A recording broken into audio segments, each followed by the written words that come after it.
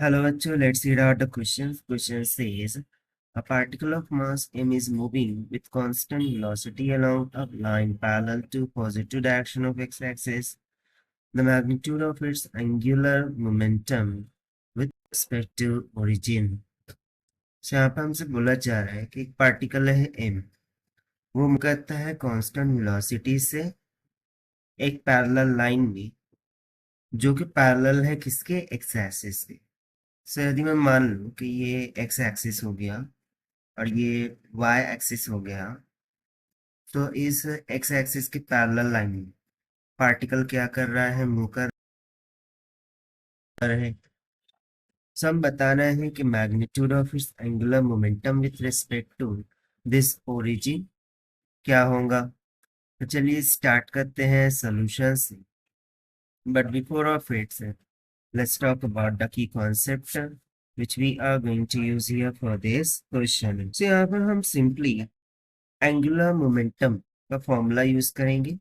सो angular momentum क्या होता है, it is nothing but equals to m into v into r, जहां पर m तो मास हो गया, v कांस्टेंट लीनियर वेलोसिटी हो जाएगा और r will be the perpendicular distance of line of action for the linear momentum. So for the given case, चूंकि ये मास इस डायरेक्शन में v वेलोसिटी से कॉन्स्टेंटली क्या कर रहा है, मूव कर रहा है, and it is parallel to the x-axis.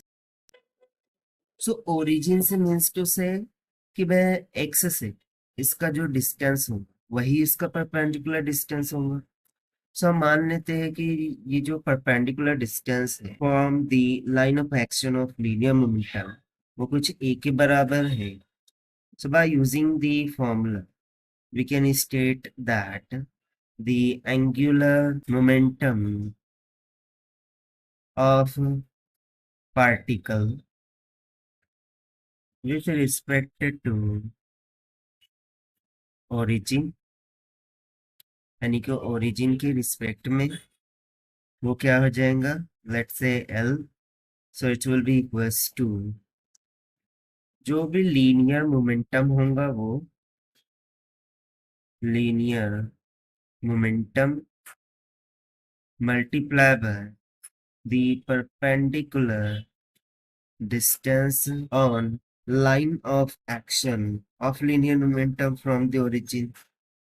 So from here L will be equals to linear momentum. अब लीनियर मोमेंटम को हम p से डिनोट करते हैं, इसका फॉर्मूला होता है मास इनटू इस वेलोसिटी।